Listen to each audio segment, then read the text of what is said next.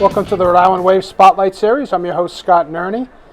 It's Tuesday night, and if you're interested in appearing on a Tuesday night, the Spotlight Series is a local artist, business, nonprofit. Drop us a line at the Rhode Island Wave, and we'd love to have you on. Like one of our stars tonight, Tammy Brown from the Contemporary Theater in Wakefield. Welcome to the Spotlight Series. Thank you for having me. Tell us a little about yourself. So I'm a lifelong Rhode Islander. I'm the artistic director of the Contemporary Theater, and I live in Cranston, work in Wakefield, so I have a little bit of a commute, which is unheard of for a Rhode Islander. Sure. But it's not too bad. It's a nice drive down to Wakefield every day. And so I run the theater. I run all the artistic programming at the theater, but I'm also an actor, a director there as well. So you're the one in charge of making sure what gets to the stage, making Yes. those decisions? Yep, absolutely. So if I had a play I wanted, really wanted you to put on, I could beg you and beg you? You could beg me and beg me. I don't know if I would put it on. Okay, all right. But we do have a showcase every winter and spring for new writers as well. So it's not just the established writers. We love community members to submit shows to us, and every year in the springboard season we produce new and experimental works. And actually the show we have going on right now is called There Was and There Was Not, telling Armenian stories, and that's similar to that. It's our ensemble member, Susie Chakmakian, had an idea for a show about her Armenian heritage told from the perspective of an Armenian grandma, and as a one-woman show. And so she wrote the show, she submitted it, we performed it last year as like an experimental project, and now it's on our stage. So we definitely love to support local artists. So they can be from there to there. Exactly. Right? Exactly. So a lot of theaters just put on 2 or 3 shows a year, maybe 4. You do a lot more, so we're going to talk about some of those. Yeah. But first, I see in early June you have the Ocean State Improv Festival. Yes. So how did that happen? So this is our 5th, I believe, 4th or 5th Ocean State Improv Festival. It's hard to keep track because we missed 2 of them because of the pandemic. But our original artistic director, Chris Simpson, is a big fan of improv. We do a lot of improv theater as well as scripted at the Contemporary. And so he had been traveling across the country, learning about improv, learning from different teachers, and really wanted to host an improv festival at our theater. And so we now do that, where we recruit improv troupes from all around the country and really wonderful improv teachers, and they come for a week-long festival. A lot of the improvisers call it improv summer camp, because you can just take classes all day and then watch shows all evening, and then we have really fun events after, kind of hangouts and meet and greets and things. So it's a lot of fun. Good. And after that, in late June, early July, is Airness. Yeah, Airness. Very fun. It's a scripted play. I'm actually directing that one. All right. Yeah, and it's about a group of performers en route to the National Air Guitar Championships. Wow. Yeah. Which is a real thing. The National Air Guitar Championships is a real thing, and the World Air Guitar Championships in Finland every year is a real life thing. So a young woman named Chelsea Markentel wrote a play about it, and so we're performing it. It's going to be a lot of fun. Great. So how long has Contemporary Theater been in business? It was kind of a group of college students, essentially, from the Wakefield area, including Chris Simpson and some of his friends. He would go off to school, and then in the summer come home and produce a play, and then it built from there. So it started in, I believe, about 17 years ago. Oh, wow. Or so. Wow. Yeah, so he was like 19 when he started, and it's just grown from there. So it went from doing one show every summer to then we started producing a 24-hour play festival in January, and now it's grown to, as you say, we do 7 full-length main stage plays, 2 improv festivals, plus community events, music events, all throughout the year. Great. So looking at your schedule from there is Merry Wives of Windsor, which is in mid-July through mid-August. Yep, absolutely. Classic Shakespeare play. Every year we have a series since 2016 called Shakespeare on the Saugatucket. In addition to our indoor theater space, we have a really beautiful performance patio and our gardens and flowers blooming, and the river, the Saugatucket River goes right by our theater. So great place to watch Shakespeare play every year. And I know Shakespeare's at your heart. Yeah, absolutely. We're called the Contemporary Theater, but we do a lot of Shakespeare actually. Okay. So. And the Book of Will, which is beginning of August through mid-August? Yep, it's beginning of July, I think, through mid-August, and it's inspired by Shakespeare. It's actually the reason why we have Shakespeare's plays today is because there was something assembled called the First Folio, and that was an effort by Shakespeare's original actors to assemble all the plays and print them and publish them as a unit. So this is the somewhat fictionalized story of how that all came together, and it's very interesting, very fun, funny play. Okay. And a lot of people think of theater, they're sitting 200 rows back. In your theater, it's not that way at all. Nope. Very intimate space. It's what's called a black box theater, which means that the inside of the theater changes entirely based on the performance. So you're not just sitting with sort of a barrier between the seats and the stage. You're kind of all around it on two sides. And our theater only seats about 100 people, so it's definitely very intimate. It is very nice. I went to see the Armenian play, and I was amazed at, everybody had perfect sight lines. You're right there hearing the actors. Yeah. They're not needing big megaphones to talk to the crowd. Yeah. It was really beautiful. Yeah. And roughly, as people can get an idea of what ticket prices typically are.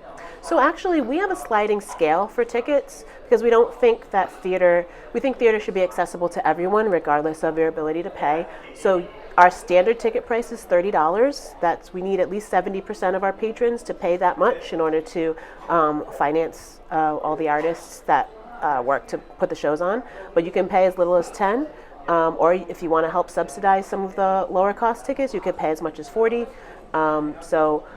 We hope that it's accessible for everyone. Okay. Looking further ahead on your calendar, just before Labor Day, the Ocean State Black and Funny Improv Festival? Yes, absolutely. So that was, in a sense, so improv is very important to our theater company. We also do full-length improvised plays as well as shorter form improv shows every week, but also equity, diversity, and inclusion, very important to our theater. So when we developed our diversity action plan in 2020, that was part of it. We realized that improv is a great way to get involved in theater. It doesn't require the same level of rehearsals as like a scripted play does, and so it has less barriers to entry, and we wanted to make that accessible for everyone, and we wanted people to be able to see themselves reflected on stage. And improv as an art form tends to be very white. It's not as diverse as even scripted theater tends to be. And so we decided to create an improv festival that showcased Black performers. So we have, again, folks from all over the country come and perform and teach and learn and play together. So. Great. Mm-hmm. And I'm looking at the middle of September through the end of September.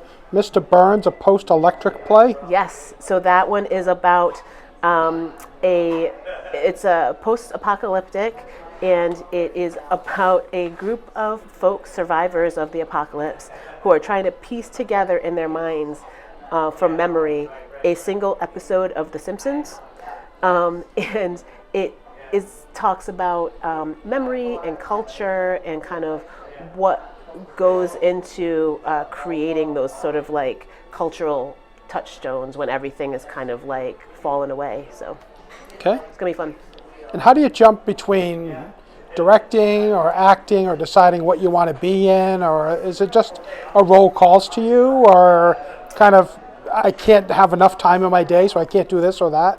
Yeah, I can't do everything. Primarily my artistic expression is primarily through acting, but because I'm the artistic director, I have to fill like the roles, I have to fill the gaps. And so one of the most difficult gaps to fill is director of a play. You need a little bit of experience, you need sort of people skills, you need an artistic vision.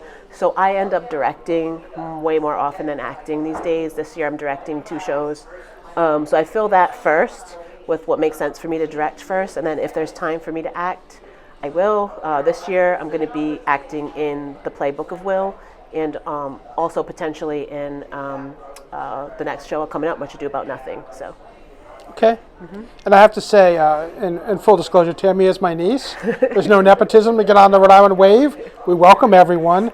But I will tell you an inside story. The first time that we all went to see Tammy in a play, she was much, much younger, barely out of college, if that, and warned all her aunties that she's going to get smacked with a board in this play, but there'll be a pad in her bum, so it won't hurt so much. Yeah. And I thought, that's acting. I hope acting. she's okay. And let me just say, it must have been a big pad because she got walloped. Yeah. I think, was that the Crucible, I think? I think so, yeah. That was about the Salem witch trials, and I played Tituba. Yep. So I was getting whipped, and then the idea was they were trying to force me to name names of witches and stuff, Yep. There was a pad. Oh, yes. So let's talk about your last two plays, Much Ado About Nothing, which is late October into November.